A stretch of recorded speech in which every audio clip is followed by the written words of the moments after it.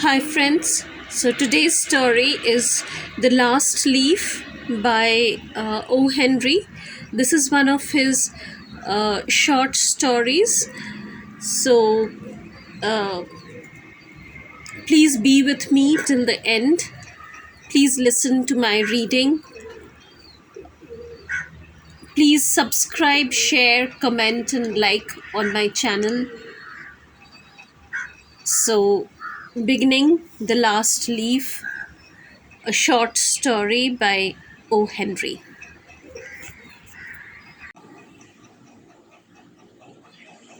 The Last Leaf by O. Henry. In a little district west of Washington Square, the streets have run crazy and broken themselves into small strips called places. These places make strange angles and curves. One street crosses itself a time or two. An artist once discovered a valuable possibility in the street. Suppose a collector with a bill for paints, paper, and canvas should, in traversing this route, suddenly meet himself coming back without a cent having been paid on account. So, to quaint old Greenwich Village, the art people soon came prowling, hunting for north windows and 18th century gables and Dutch attics and low rents. Then they imported some pewter mugs and a chafing dish or two from 6th Avenue and became a colony. At the top of a squatty three-story brick, Sue and Johnsy had their studio. Johnsy was familiar for Joanna. One was from Maine, the other from California. They had met at the table d'hôte of an 8th Street Delmonico's and found their tastes in art, chicory salad, and bishop sleeves so congenial that the joint studio resulted. That was in May. In November, a cold, unseen stranger, whom the doctors called Pneumonia, stalked the colony, touching one here and there with his icy finger. Over the east side, this ravager strode boldly, smiting his victims by scores.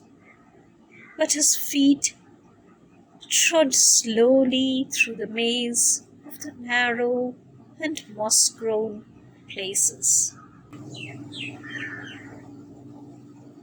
Mr. Pneumonia was not what you would call a chivalric old gentleman. A mightiful little woman with blood thinned by Californian sapphires was hardly fair game for the red-fisted, short-breathed old duffer. But Chauncey he smote, and she lay, scarcely moving, on her painted iron bedstead, looking through the small Dutch window panes at the blank side of the next brick house. One morning, the busy doctor invited Sue into the hallway with a shaggy grey eyebrow. She has one chance in, let us say, 10, he said as he shook down the mercury in his clinical thermometer. And that chance is for her to want to live. This way, people have of lining up on the side of the undertaker makes the entire pharmacopoeia look silly. Your little lady has made up her mind that she's not going to get well. Has she anything on her mind? She she wanted to paint the Bay of Naples someday, said Sue. Paint? Hush! Has she anything on her mind worth thinking about twice? A, a man, for instance? A man? Said Sue with a juice harp tang in her voice. Is a man worth? But no, doctor. There is nothing of the kind. Well, it is the weakness then, said the doctor. I will do all that science, so far as it may filter through my efforts, can accomplish. But whenever my patient begins to count the carriages in her funeral procession, I subtract 50% from the curative power of medicines. If you will get her to ask one question about the new winter styles in cloak sleeves, I will promise you a 1 in 5 chance for her instead of 1 in 10. After the doctor had gone, Sue went into the workroom and cried a Japanese napkin to a pulp. Then she swaggered into Chauncey's room with her drawing board whistling ragtime. Chauncey lay, scarcely making a ripple under the bedclothes, with her face towards the window. Sue stopped whistling, thinking she was asleep. She arranged her board and began a pen and ink drawing to illustrate a magazine story. Young artists must pave their way to art by drawing pictures for magazine stories that young authors write to pave their way to literature. As Sue was sketching a pair of elegant horseshoe riding trousers and a monocle on the figure of the hero, an Idaho cowboy, she heard a low sound several times repeated. She went quickly to the bedside. Johnsey's eyes were wide open. She was looking out the window and counting backward. 12, she said, and a little later, 11, and then 10, and 9, and then 8, and 7. Almost together, Sue looked solicitously out the window. What was there to count? There was only a bare, dreary yard to be seen, and the blank side of the brick house 20 feet away.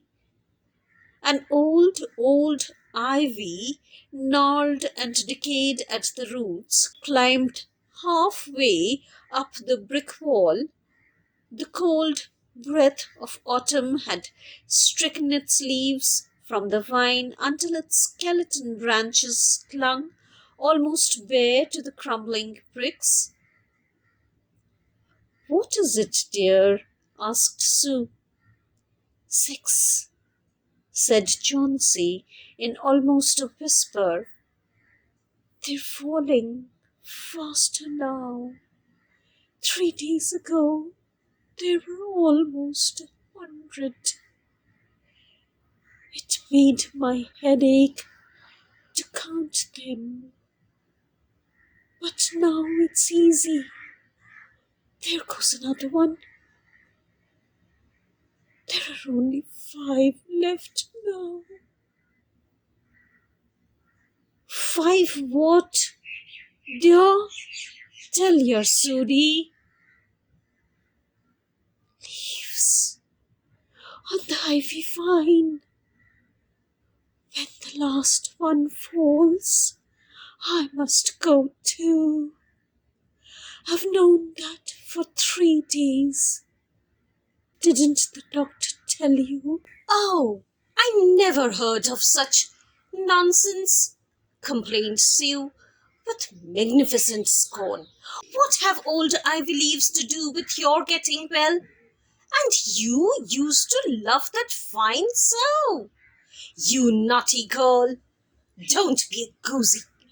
Why, the doctor told me this morning that your chances for getting well real soon were, let's see exactly what he said.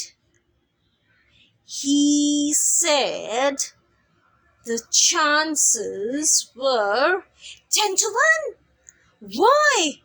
That's almost as good a chance as we have in New York when we ride on the streetcars or walk past a new building.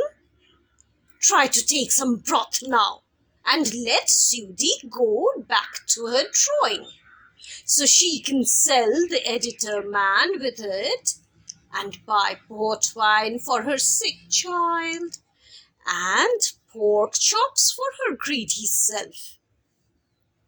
You needn't get any more wine, said Chauncey, keeping her eyes fixed out the window. There goes another one. No, I don't want any broth. That leaves just 4. I want to see the last one fall before it gets dark.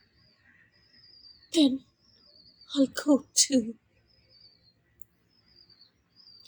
Johnsy, dear, said Sue, bending over her, will you promise me to keep your eyes closed and not look out of the window until I am done working? I must hand those drawings in by tomorrow. I need the light, or I would draw the shade down. Couldn't you draw in the other room? Asked Chauncey coldly. I'd rather be here by you, said Sue. Besides, I don't want you to keep looking at those silly ivy leaves. Tell me as soon as you have finished, said Chauncey, closing her eyes and lying white and still as a fallen statue, because I want to see the last one fall. I'm tired of waiting. I'm tired of thinking. I want to turn loose my hold on everything and go sailing down, down, just like one of those poor tired leaves. Try to sleep, said Sue. I must call Berman up to be my model for the old hermit miner. I'll not be gone a minute. Don't try to move till I come back. Old Berman was a painter who lived on the ground floor beneath them. He was past 60 and had Michelangelo's Moses beard curling down from the head of a satyr along the body of an imp. Berman was a failure in art. 40 years he had wielded the brush without getting near enough to touch the hem of his mistress's robe. He had been always about to paint a masterpiece, but had never yet begun it. For several years he had painted nothing except now and then a daub in the line of commerce or advertising. He earned a little by serving as a model to those young artists in the colony who could not pay the price of a professional. He drank gin to excess and still talked of his coming masterpiece.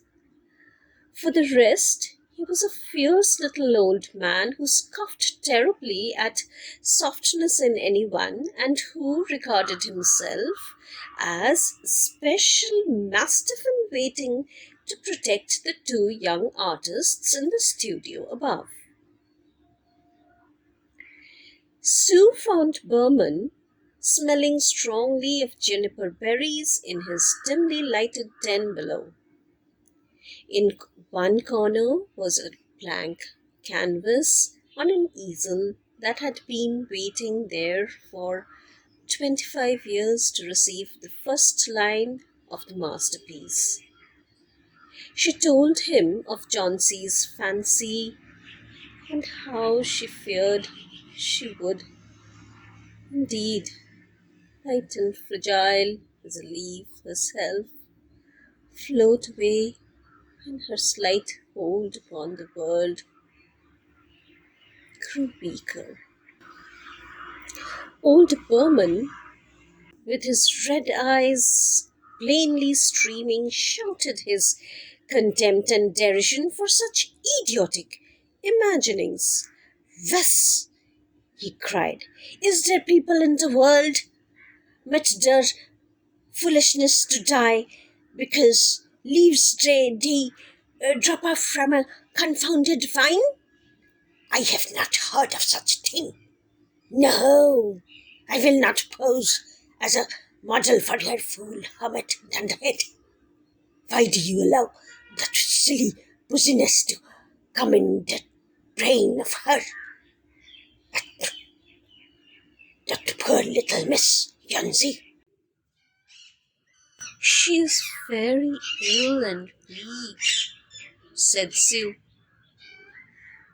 "and the fever has left her mind morbid and full of strange fancies."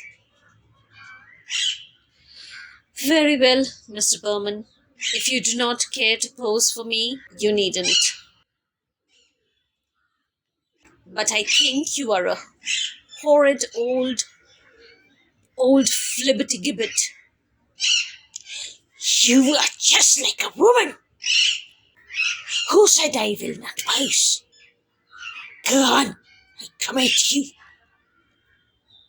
For half an hour I have been trying to say that I am ready to pose.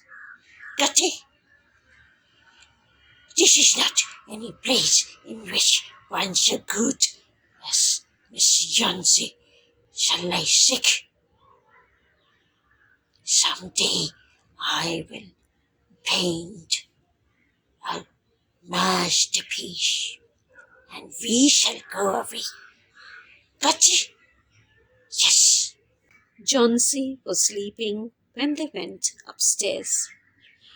Sue pulled the shade down to the windowsill and motioned Berman into the other room. In there, they peered out the window fearfully at the ivy vine.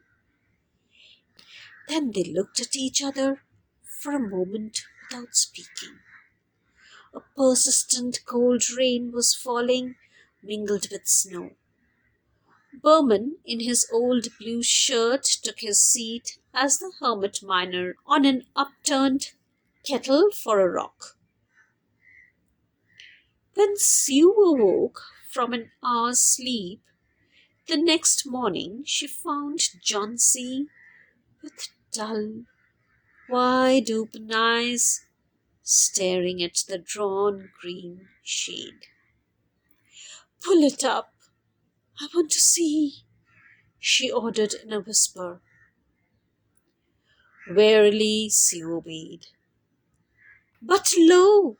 After the beating rain and fierce gusts of wind that had endured through the livelong night, there yet stood out against the brick wall one ivy leaf. It was the last on the vine, still dark green near its stem, but with its serrated edges tinted with the yellow of dissolution and decay.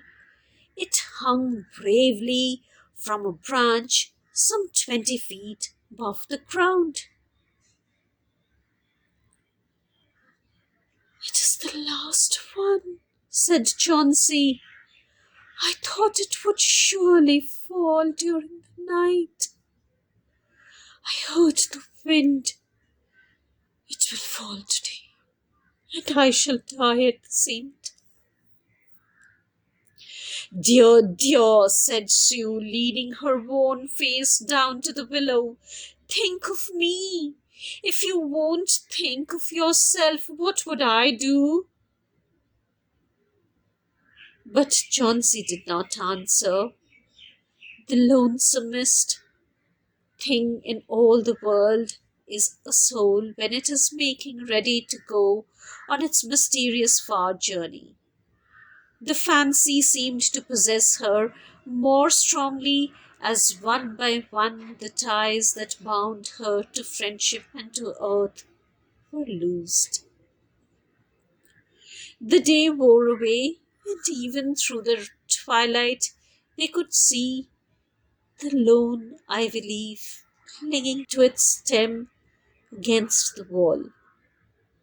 And then, with the coming of the night, the north wind was again loosed, while the rain still beat against the windows and pattered down from the low Dutch eaves.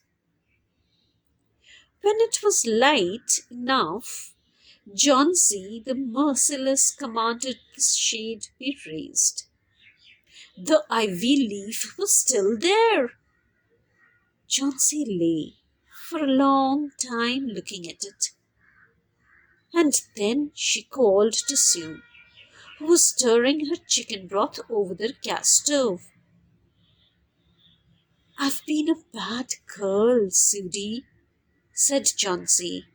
"Something has made that last leaf stay there to show me how wicked I was. It is a sin to want to die. You may bring me a little broth now, and some milk with a little port in it.